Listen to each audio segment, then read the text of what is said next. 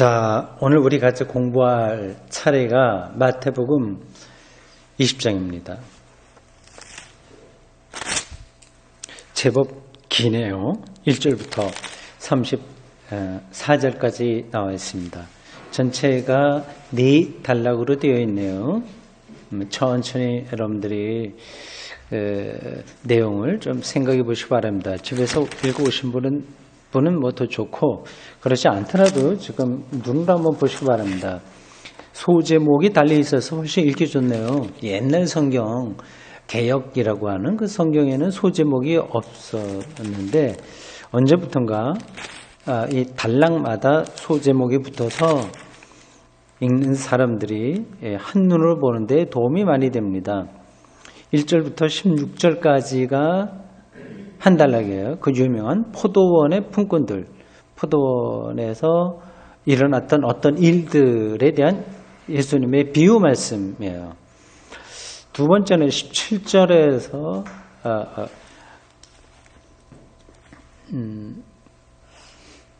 19절까지, 이건 좀 짧죠? 두 번째 단락입니다.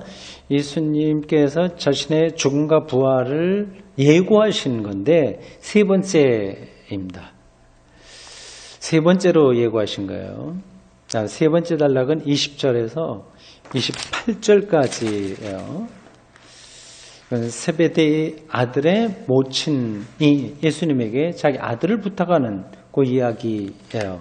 거기에 대해서 예수님이 이런저런 설명을 하시는 겁니다.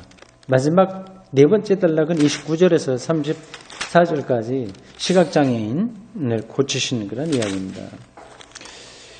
요게 20장 말이죠. 이게 마태복음에 보면 예수님의 긴 연설문이 몇 단락이 있는데 그 중에 하나에 속한 거예요.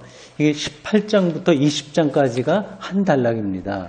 여러분들이 머릿속에 예수님이 앞에서 긴 이야기한 거 기억나실 겁니다. 산상수훈이라고 말이죠. 마태복음 5장부터 7장까지 긴 장, 3장에 걸쳐서 쭉 연설처럼 하신 거예요. 길어요. 이런 대목이 다른 복음서에는 그렇게 많지 않습니다. 요한복음에는 더 길게 얘기한 부분도 있는데, 이 마태복음은 그런 연설문을 여러 군데 가지고 있습니다. 거기에 있고, 여기 지금 우리가 읽은 부분이 포함된 20장이 포함된 18장부터 20장까지가 또 하나의 그러한 연설, 긴 연설에 속합니다. 18장은 보세요. 그 앞부분 17장 후반부에 보면 예수님의 행동이 나와요. 어떻게 하신 거, 성전에 들어가서 뭐뭐 하신 거 쭉 나오죠. 그 예수님 성경 복음서에는 예수님이 어떤 일을 행하신 것, 그리고 사람들을 고친 것, 그리고 어떤 걸 가르친 것, 뭐 설교한 것, 뭐 이런 몇 가지 종류로 표현되어 있습니다. 근데 17장까지 그 부분에 17장에서 보면 그 예수님의 행동이 나오고요. 근데 18장부터 이제 가르침이죠. 연설이에요. 18장 천국에서 큰 사람 나오고요. 19장 거 보십시오. 이혼에 대해서 우리 지난 수요일에 공부한 거군요. 그 이혼 문제와 재물에 대한 이야기, 이게 계속 예수님이 설명한 걸로 나옵니다. 근데 20장에도 또 그게 이어져요. 그 전체 예수님의 연설에 해당되는 그 부분 18장에서 20장 안에 20장이 포함되어 있다. 그렇게 전체 윤곽으로 여러분들이 알아두시면 되겠습니다. 1절부터 16절까지 교독해서 한번 읽겠습니다. 천국은 마치 품꾼을 얻어 포도원에 들여보내려고 이른 아침에 나간 집 주인과 같으니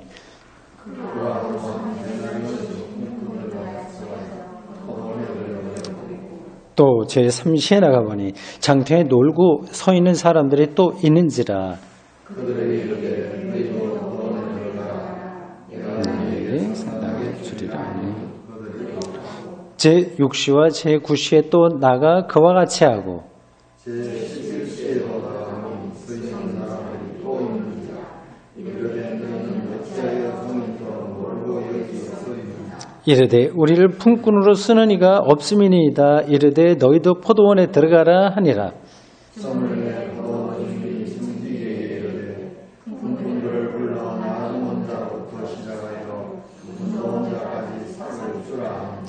제11시에 온 자들이 와서 한 데나리온씩을 받거늘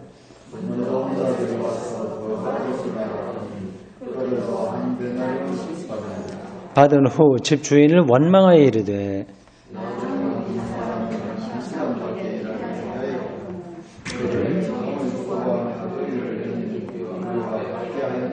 주인이 그 중에 한 사람에게 대답하여 이르되 친구여 내가 네게 잘못한 것이 없노라. 네가 나와 한 데나리온의 약속을 하지 아니하였느냐.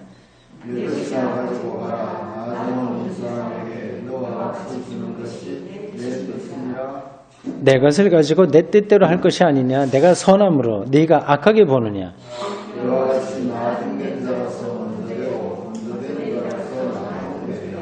아멘. 예. 자, 뭐 아주 작은 거 하나만 좀 짚고 넘어가죠. 1절 보면 천국은 이렇게 나왔습니다. 천국은 천국에 대한 비유예요. 이 천국이라고 하는 요 단어가 성경 원어에 이 신약 성경은 헬라어로 기록됐어요. 헬라어. 뭐 다 아시겠습니다만은 예수님이 사용한 말은 헬라어가 아니라 아람어라고 보통 되어 있어요. 제자들도 그렇습니다. 그 당시는 다 아람어가 일상어였어요. 근데 이 헬라어는 그 헬라 사람들, 뭐 철학하던 그 민족이지 않습니까? 이미 망했죠, 그때는. 근데 그 헬라어로 이 신약성경을 기록한 이유가 뭘까요? 그건 받아볼 사람들이 헬라말을 쓰기 때문에 그렇습니다. 이걸 받아볼 사람들이. 아람어로 쓴 것도 있긴 있어요. 근데 그거는 나중에 헬라어로 된 걸 아람어로 번역되기도 하고 한국어도 있고요. 아람어로 쓴 거는 성경에 못 들어온 것도 있고 초기 기독교의 문서들이 아주 다양하게 이렇게 있었습니다. 이 천국이라고 하는 단어가 헬라어로 바실레이아, 톤, 우라논 이렇게 됐습니다. 바실레이아, 톤, 우라논, 톤이라고 하는 거는 정관사의 이격이라고 그래. 1격, 2격, 3격, 4격 문법적으로 그런 게 있어요. 1격은 주격이고 2격은 소유격입니다. 그래서 뒤 단어 의라고 하는 것으로 해서 앞으로 넘어가요. 그러니까 바실레이아는 나라예요. 나라. 혹은 바실레이아라고 하는 단어가 이제 헬라어인데 그거를 영어로 번역해 놓은 헬라어 영어 사전에 보면 이런 뜻들이 있어요. 룰이라고 하는 뜻입니다. 룰은 통치하다, 다스리다 그런 뜻이거든요. 룰이 뭐야 이런 거 얘기하잖아요. 그런 것처럼요. 그리고 레인, 뭐 킹덤 여러 가지 그런 뜻들이 있습니다. 그래서 나라라고 번역하지만 꼭 우리가 생각하는 뭐 대한민국, 뭐 미국 뭐 그런 거라기보다도 근데 힘을 가리켜요. 강한 힘, 다스림, 통치 이런 것이 들어있는 단어예요. 그러니까 이 겉으로 나타난 낱말만 갖고는 그 의미를 다 모르는 거죠. 그러니까 그거는 원어라든지 신학이라든지 그런 거를 조금씩 따라가야 이 과연 어떤 뜻인지를 좀 알 수 있는 겁니다. 보통 하나님 나라, 하나 천국 이렇게 되면 공간적인 것으로만 생각을 하게 돼요. 우리 머릿속에 나라 국자가 들어가게 되면 영토가 있고 뭐 이렇게 되는 거예요. 근데 그렇게 생각하시면 안 됩니다. 하나님의 다스림이에요. 바실레이아는 그 톤, 우라논 이렇게 돼 있어요. 톤은 아까 말한 대로 정관사로서 이격을 가리키는 거고요. 그러니까 거기다 어떤 의미가 있는 게 아니에요. 보통 그쪽 나라 말들은 관사들이 있잖아요. 부정관사도 있고 정관사도 있고요. 우리나라 말에는 그런 게 없습니다. 그러니까 우리나라 사람들은 그런 걸 별로 중요하게 생각하지 않았는데 그쪽 사람들은 딱 그걸 중요하게 생각해서 그런 그 문자가 이제 문법 그런 것들이 발전하게 된 겁니다. 맨 뒤에 나오는 단어가 죽었는데 우라논, 이건 우라노스의 이격이에요. 그러니까 우라노스 하늘이라고 하는 뜻입니다. 그러니까 하늘의 다스림이라는 뜻이에요. 천국이 원래 말하자면. 근데 천국 하니까 이거 한자로 번역한 거잖아요. 한자. 그러니까 한자를 순수 우리말로 하면 하늘의 통치, 하늘의 나라, 뭐 하늘 뭐 다스림 이렇게 해야 됩니다. 근데 그걸 이제 한자로 천국 이렇게 번역을 했죠.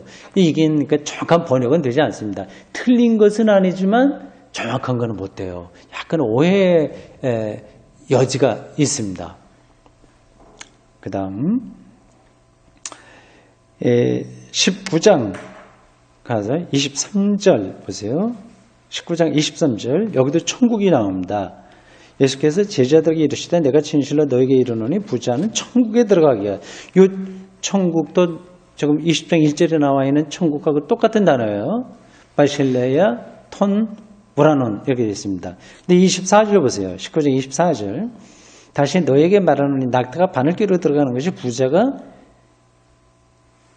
여기는 하나님 나라에 들어가는 것보다 더 쉬운 일이라고 되어 있습니다. 그 23절에 천국이고 24절에는 하나님의 나라라고 번역되어 있어요. 근데 하나님의 나라는 물론 단어가 약간 다른데 이렇습니다. 바실레야라고 하는 단어는 앞에 똑같아요. 바실레야 투 대우예요. 투는 이거 정관사니까 빼버려야 되고 대우는 하나님입니다. 데오스의 이격이에요. 그래서 하나님의 나라 그렇게 하면 됩니다. 그래서 24절에 나와 있는 이 하나님의 나라라고 한 단어는 헬라어를 그대로 번역을 잘한 거예요. 그대로 하나님 나라, 하나님의 나라. 소유격은 붙이든 안 붙이든 상관없어요. 하나님 나라, 하나님 통치, 하나님 다스림 이렇게 번역하면 됩니다.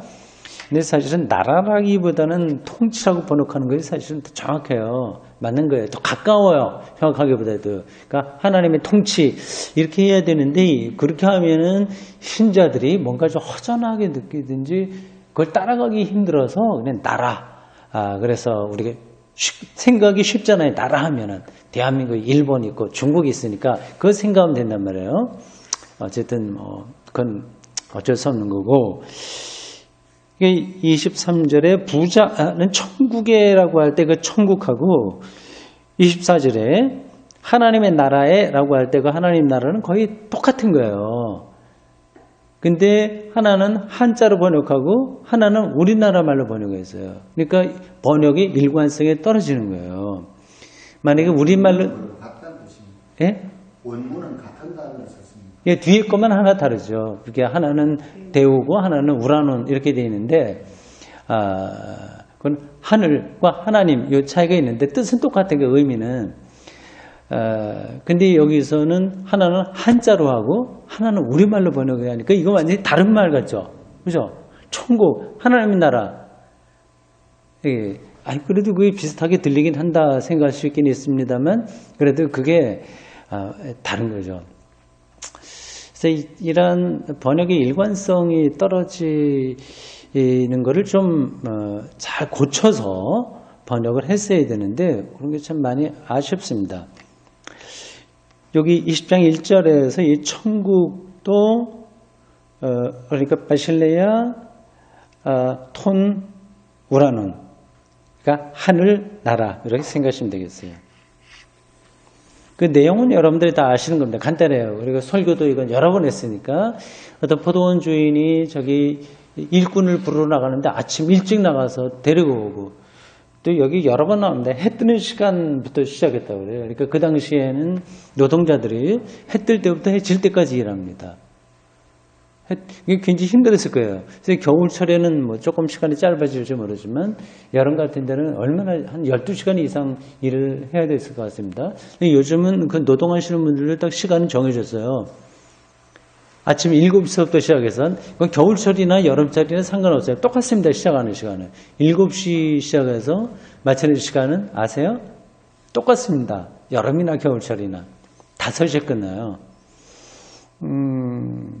지금은 워싱턴에서 노동하시는 분들이 옛날에 비해서는 이제 조금 그래도 고생을 좀 덜 하시는 것 같습니다. 그 당시는 해 뜨는 때부터 해 질 때까지 그래서 굉장히 힘들었죠. 그래서 아침 해 뜨는 시간에 가서 노동자들을 데려왔고, 여기 보면은 둘, 셋, 넷, 다섯 번이나 나가요. 제가 3시에도 나가고, 그 다음에 6시에도 나가고, 요 3시, 6시, 요거는 그 당시에 숫자 표현인데, 지금 지금의 시간으로 바꾸려면 6을 더하면 돼요, 6. 그러니까 3시에 나갔다고 하는 것은 아침 9시에 나갔다고 하는 거예요. 쭉 그래서 11시에 나갔다고 하는 것은 6을 더하면 17시인데, 그러면 5시가 되는 거예요. 저녁 5시에 나가도 놀고 있는 사람이 있어서 와서 일해라. 왜 놀고 있냐. 그러니까 이 사람은 뭐 2-3시간밖에 일을 안 했을 겁니다. 그래서 이제 이 사람의 이제 노동, 품값을 계산하는데 뒤에 온 사람부터 하나씩 줬는데 처음에 온 사람이 억울해서 더 받을까 기대를 했는데 안 주니까 뭐 불평했다. 뭐 그런 이야기입니다. 그 내용은 여러분들이 잘 아시는 거예요. 이게 데나리온이라고 하는 그 화폐가 나오는데 여러분이 알다시피 이거는 노동자의 하루 품값입니다. 10만 원쯤 되겠네요. 뭐 좀 더 적은 15만 원쯤 될까요? 몸으로 노동하시는 분들이 하루에 받는 그런 품삯입니다.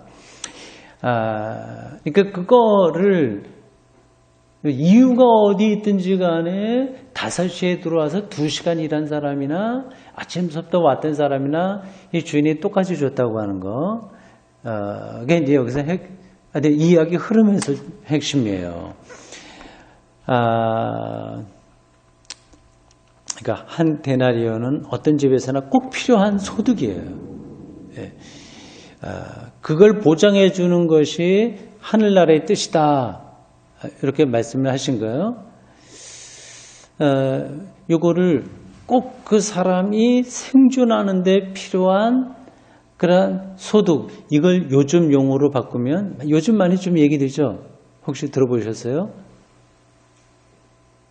기본소득이라고 합니다. 기본소득.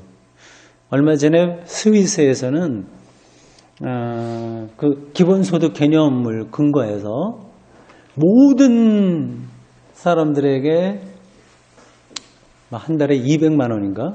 무조건 주자. 그런 걸 국민투표에 붙였어요. 액수가 얼마나 되는지는 정확히 모르겠는데 생각보다 많아요. 근데 그게 이제 표결을 했는데 좀 못 미쳐갖고 안 됐습니다. 근데 그 사람들이 멍청해서 그렇게 하는 게 아니라 일단 그렇게 하면은 일하기 싫어하고 다 뭐 놀려고 할 거 아니냐 뭐 그런 문제 제기도 가능합니다. 그래도 그들이 그렇게 하는 거는 이제 최소한도 인간이 인간답게 살기 위해서 필요한 기본소득을 이 나라의 차원에서 보장해 줘야 된다는 그런 원칙과 그런 점에서 여기 한 데나리온 2시간 일했지만 한 데나리온 준다고 하는 거하고 좀 연결이 됩니다. 그리고 이제 그렇게 해야 경제가 또 돌아가는 거예요. 소득이 있어야 그러니까 돈을 쓸 거 아니에요. 써야 이제 뭐 생산도 하고 하는 것처럼요. 그러니까 사실 이 경제 문제는 쉽지 않습니다. 누가 하든지 딱 떨어지는 대답은 없어요. 경제를 많이 돈을 푸는 게 옳은 건지 이 시간에 이 시점에 아니면 조금 긴축 재정을 해서 이렇게 좀 끌어당겨야 옳은 건지 그거 참 판단하기가 쉽지 않습니다. 이게 여러 가지로 다 연결되어 있기 때문에 그래요. 어쨌든 사람이 최소한도 사람답게 살기 위해서 필요한 기본소득 이런 차원에서 오늘 이 한 데나리온 이야기는 설득력이 있다 그렇게 볼 수 있습니다. 아침 일찍 와서 하루 종일 일한 사람이 불평했다고 그러잖아요. 이제 이게 인간의 마음입니다. 상대적인 박탈감이라고 표현할 수 있을까요?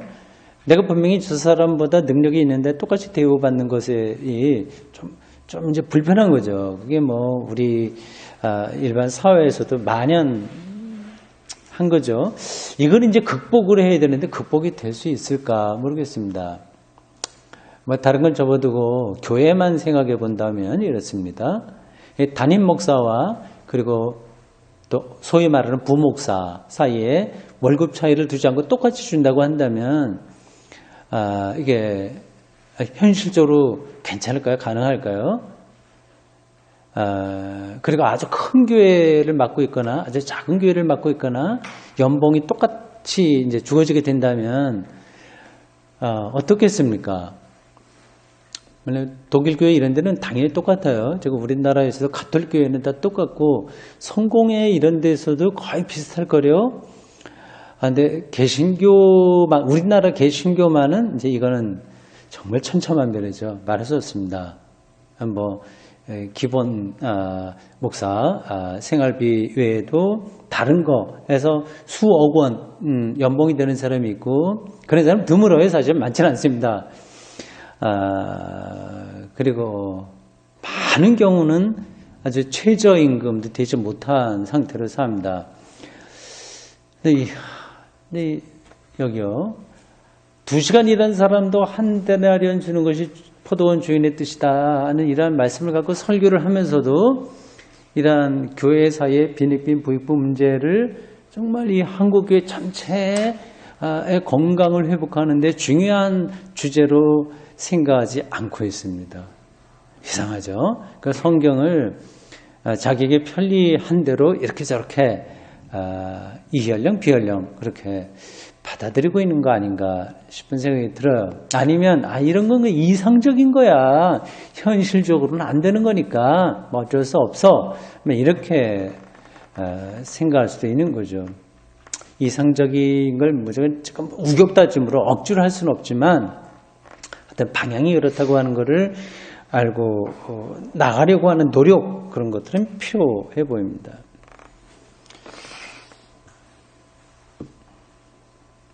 네, 16절 한번 보세요. 16절. 오늘 여기 이렇게 쭉 비유를 재밌게 하신 그 이유, 어떤 결론이 거기 나와 있습니다. 이와 같이 나중된 자로서 먼저 되고 먼저 된 자로서 나중되리라. 이게 이제 이 비유의 결론이죠.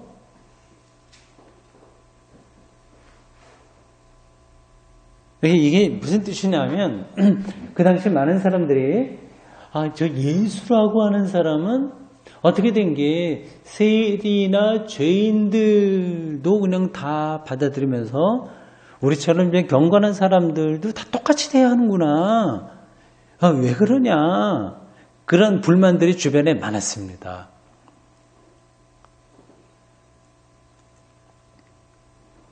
그러니까 세리나 죄인 이런 사람들은 한 2시간밖에 일할 수 없는 그러한 형편에 있는 사람들이죠. 비유에서 연결시키면 그렇습니다. 그걸 이제 아주 강하게 예수님 말씀하시는 거예요.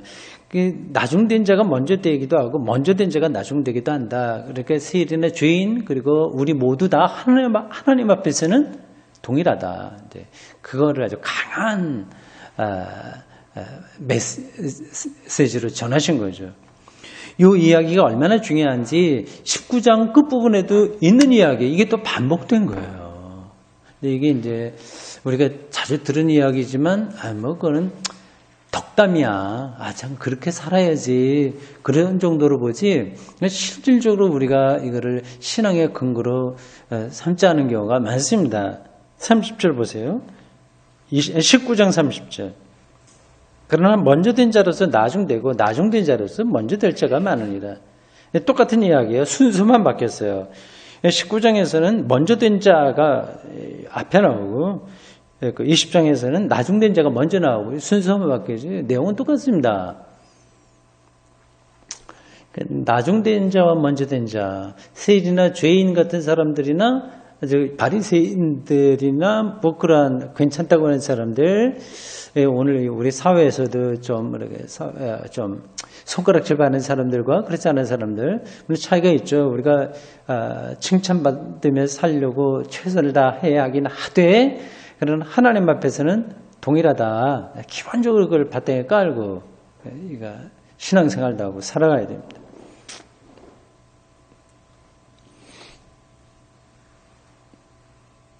두 번째 단락은 17절에서 19절입니다.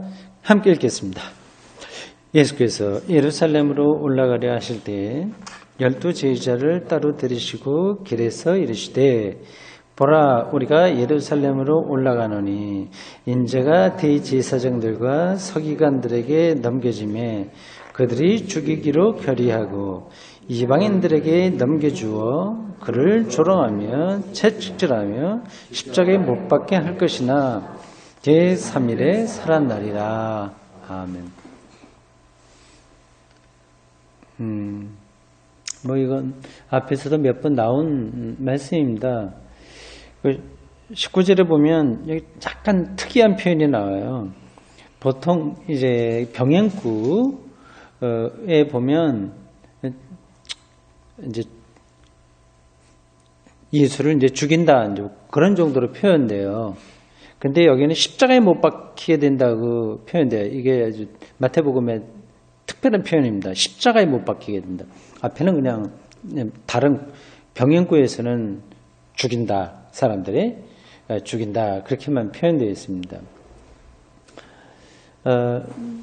보시겠어요? 확인해 보실까요? 마가복음 10장 3절 보세요.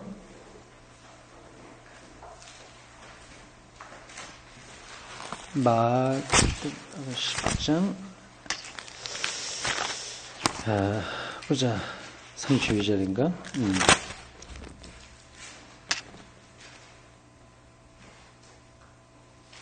34절을 봐야 되겠네요. 4절.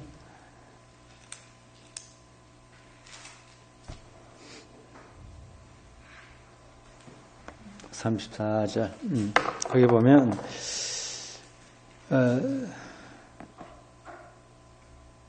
그들은 능욕하고 침뱉으며 채찍질하고 죽일 것이나 이렇게만 되어 있습니다. 뭐 33절에도 보면 그들이 죽이기로 결의하고 이렇게 되어 있고요. 죽인다고 하는 거, 그런 정도까지만 표현이 되어 있습니다. 근데 마태복음에는 아주 구체적으로 십자가에 못 박히게 된다 이렇게 표현되어 있어요. 십자가에 못 박힌다고 하는 게 이 마태복음의 특별한 표현인데 이건 아주 큰 의미가 있습니다. 사실은요. 그건 시간에 그건 길게 설명하지 않겠습니다. 그건 무슨 뜻이냐 하면 핵심적으로 보면 갈라디아서에도 나오고 사도행전 신명기에 다 나오는데 아주 구체로 십자가라고 하는 말을 이렇게 붙인 이유는 뭐냐 하면 예수의 운명이 저주를 받는다는 뜻이에요. 저주. 나무에 달린다. 십자가에 달린다고 하는 이건 구약 시대부터 계속 내려온 생각입니다. 이거는 그냥 뭐 잘못해서 죽는 게 아니라 하나님으로부터 저주받는 그런 운명이라고 하는 거죠. 그걸 이제 마가복음은 그래서 그걸 피하는데 이 마태복음은 그걸 구체적으로 얘기하고 있네요. 그래서 예수님이 십자가에서 하나님 나를 버리십니까? 엘리 라마 사박다니 그렇게 외쳤지 않습니까? 그러니까 하나님으로부터 버림받음이라고 하는 것은 유대인들에게 저주거든요. 근데 그러한 저주받은 상황에 떨어진 어떤 이로부터 인류 구원의 역사가 일어났다고 하는 사실을 아주 역설적으로 지금 표현하고 있는 겁니다. 예.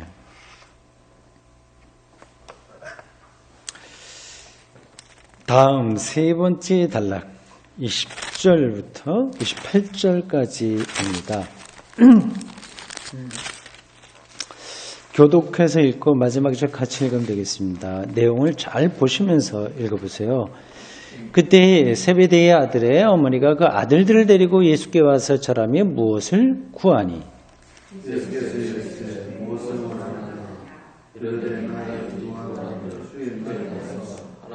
주여. 예수께서 대답하여 이르시되 너희가 구하는 것을 알지 못하는도다. 내가 마시려는 잔을 너희가 마실 수 있느냐? 그들이 말하되 할 수 있나이다. 내 좌우편에 앉은 것은 내가 주는 것이 아니라 내 아버지께서 누구를 위하여 예비하셨던지 그들이 받을 것이냐. 열 제자가 듣고 그 두 형제에 대하여 분이 여기거늘 예수께서 제자들을 불러다가 이르시되 이방인의 직분자들이 그들을 이기로 수관하고 그 보관들이 그들에게 권세를 부리는 줄을 너희가 알거니와 너희 중에는 그렇지 않아야 하나니 너희 중에 누구든지 크고자 하는 자는 너희를 섬기는 자가 되고 너희 중에 누구든지 어떻게 되고자 하는 자는 너희를 섬기려자 하라. 인자가 온 것은 섬김을 받으려 함이 아니라 도리어 섬기려 하고 자기 목숨을 많은 사람의 대속물로 주려 함이니라. 아멘. 예, 여기 기독교 신앙에 엑기스가 담겨 있다고 볼 수 있습니다. 그 내용은 우리가 읽은 대로 잘 알고 있는 겁니다. 이 표현이 재밌어. 20절 보십시오. 그때 이러한 표현은 마태복음의 특징이에요. 이런 표현들이 많이 나와요. 그때 근데 구체적으로 어느 때인지는 모르는데 뭘 지시하고 있는 거예요. 어떤 시점을 가리키고 있는 겁니다. 세베대의 아들의 어머니가 아들들을 데리고 예수께 와서 뭘 구했다고 그랬습니다. 이 사람에 대한 표현이 좀 복잡해요. 세베대의 아들의 어머니는 세베대의 누구예요? 부인이죠. 그러네요. 세베대의 부인 하면 되는데, 아니면 이름을 내든지 이름도 안 되고 세베대 아들의 어머니 이렇게 하니까 한참 돌아서 가게 되네요. 이 어머니가 평소에 예수님을 따랐던 여인 중에 한 사람으로 보입니다. 예수님 주변에 마리아와 마르다 이런 사람은 대표적이고 그 이외에도 많았어요. 따라다니는 사람들이요. 이게 좀 특이하다고 볼 수 있습니다. 제자들은 12명이긴 한데 남자들만 구성되어 있어요. 근데 사실은 제자들 못지않게 예수님을 온전히 따른 여자들이 많이 있습니다. 예수님의 제자가 모두 남자라고 하는 사실, 이게 역사적으로 근거가 있는지 없는지는 제가 잘 모르겠습니다만 근거 있을 법해요. 가톨릭 교회에서 여자들을 사제로 세우지 않는 이유는 수녀는 있지만 아주 영적으로 뛰어난 영성가들도 로마 가톨릭 교회 역사에 많이 있어요. 수도원 원장도 여자들이 많이 있습니다. 제법. 근데 사제는 못 돼요. 남자만 해야 돼요.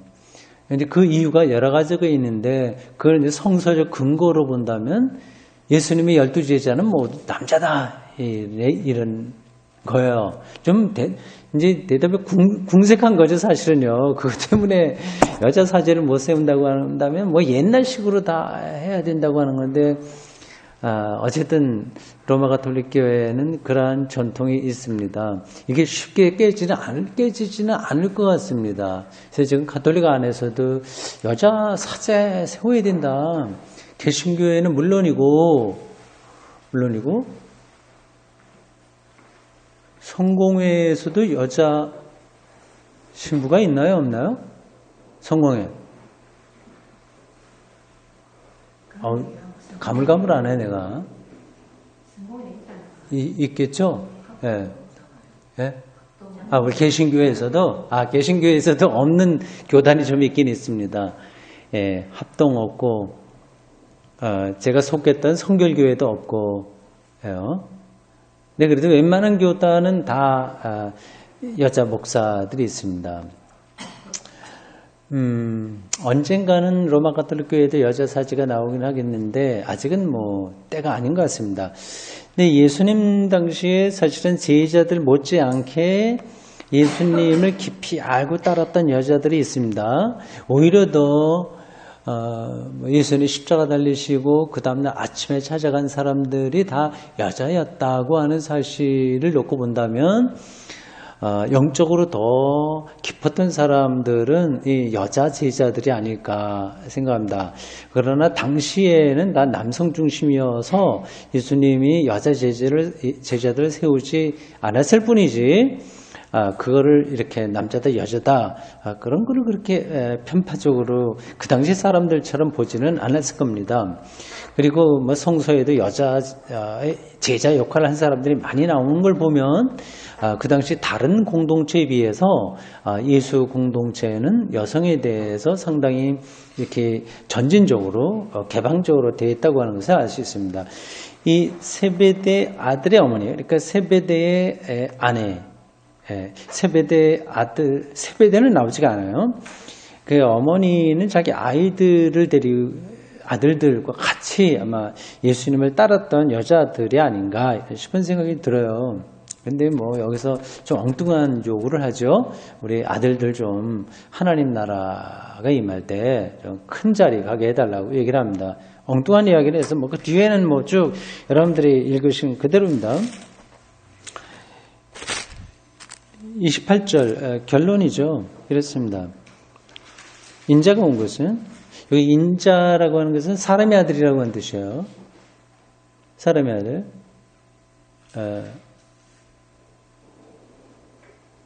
여기 예수님은 하나님의 아들이잖아요. 하나님의 아들하고 인자하고 똑같은 뜻이에요? 다른 뜻이에요? 이게 예수님이 인자라고 하는 용어는 이 인자가 용어예요. 성경에 많이 이런저런 용어들이 있잖아요. 여기에다 역사적인 흐름이 있어요. 갑자기 튀어나온 게 아니라. 이 인자라고 하는 용어는 구약에서 온 겁니다. 이것은 좀 어려운 신학적 표현으로 묵시사상에 근거한 용어예요. 그래서 묵시사상에 근거하면 마지막 때에 이 세상에 심판자로 올 그가 바로 인자예요. 인자라고 불렀어요. 그 초기 기독교인들은 예수님을 바로 세계 심판자, 마지막 때 세상에 와서 옳고 그름을 다 판단하고 심판할 자로 그렇게 경험했고 믿어서 이 묵시사상이 말하는 그 인자와 예수님을 일치된 걸로 받아들였어요. 그렇게 믿었어요. 뭐 실제로는 안 그런데 그게 믿었기만 했냐? 그 뜻이 아닙니다. 그 예수님에 대한 신앙이 한꺼번에 생긴 게 아니라고 한 걸 제가 암시적으로 말씀드리는 거예요. 한꺼번에 예수님이 하나님의 아들이고 다윗의 자손이고 뭐 주이고 메시아이고 그렇게 된 게 아닙니다. 그건 천천히 초기 기독교 공동체 안에 신앙으로 자리를 잡게 된 과정이 있어요. 거기에 구약 성서가 많은 영향을 미치고 결정적으로 예수님의 부활 경험입니다만 그게 이제 구약 성경에 많이 영향을 미친 거예요. 그 중에 하나가 인자라고 하는 용어입니다. 그들이 부활 경험하고 예수가 메시아라고 하는 사실을 깨닫게 되니까 맞아. 이게 우리 조상들이 대대로 생각했던 그 인자야. 이런 이제 깨달음으로 가게 되는 거죠. 그래서 예수님을 인자와 동일하게 생각하고 신앙으로 받아들이게 된 겁니다. 여기 이제 그래서 28절에 나와 있는 인자가 바로 그거예요.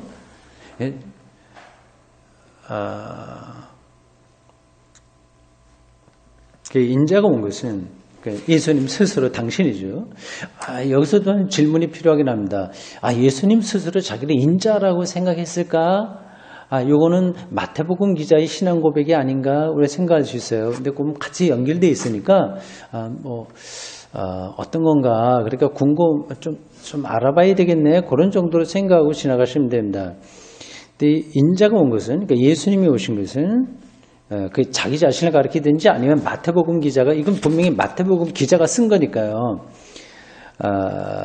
그렇게 했든지 간에 결국은 큰 차이가 있는 건 아닌 거예요.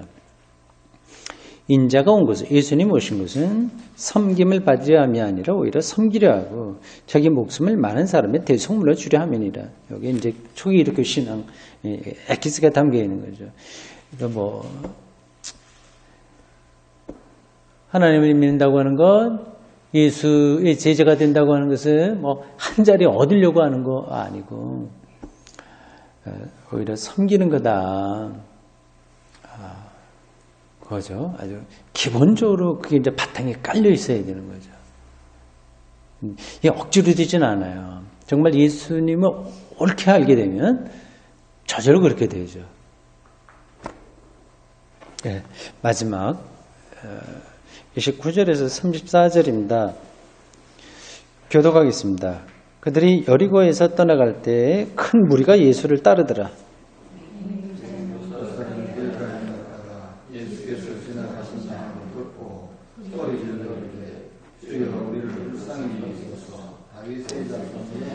머리가 꾸짖어 잠잠하라 하되 더욱 소리질러 이르되 주여 우리를 불쌍히 여기소서 다윗의 자손이여 하는지라.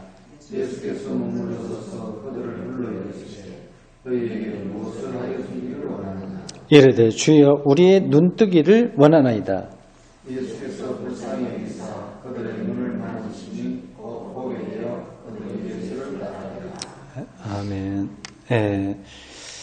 불쌍히 여겨주십시오 하는 말들이 여기 반복되고 있습니다. 주여 우리를 불쌍히 여기소서. 라틴어로 키리에 엘레이송이라고 하는 그 용어에 들어 있습니다. 이게 중세기 때 계속해서 그 예배 찬송의 핵심을 차지하는 주제예요. 키리에 엘레이송, 기도의 제목이기도 합니다. 그러니까 하나님 앞에서 우리의 영적인 태도는 바로 이와 같은 거죠. 주님, 그러니까 나의 주님 불쌍히 여주십시오. 그러니까 자기의 실존을 들여다보면 그런 기도를 드릴 수밖에 없습니다. 근데 이걸 오해하지 말아야 될 것은 뭐 자학한다거나 뭐 열등감에 빠진다거나 그래서 어떤 패배주의에 들어간다거나 나 불쌍히 여겨달라고 하니까 나는 이 사회의 정의를 위해서는 끽소리 하지 말고 그냥 난 죄인이야. 난 용서만 받아야 돼. 그렇게 해야 되는 게 아니라고 하는 것은 여러분이 아실 겁니다. 그러니까 아주 그 기본 바탕에서 우리 스스로 우리 안에 구원의 가능성이 없다고 하는 것을 전제하는 그런 기도죠. 그리고 우리가 말해야 될 때 말을 하고 투쟁할 땐 투쟁하고 이러한 하나님 앞에서 불쌍히 여겨달라고 하는 이러한 기도가 온전하게 사회 안에 확장될 수 있도록 노력을 우리가 해야 되지 않겠습니까? 그러한 단어가 반복되고요. 큐트식으로 한마디만 우리가 은혜를 나눈다고 한다면 시각장애인이 치료를 받았잖아요. 그 영적인 눈이 띄어지는 사건, 이게 예수님을 통해서 일어난다고 하는 사실 우리가 잊지 말아야 되겠습니다. 근데 이게 시각장애로 사는 사람들에게는 그냥 그렇게 되는 거예요. 그냥 어련히 세계는 그렇게 보이는 것처럼 영적으로도 장애가 있으면 그게 또 장애인지도 잘 느끼지를 못해요. 근데 거기에 갈급한 어떠한 요청이 있어야 되죠.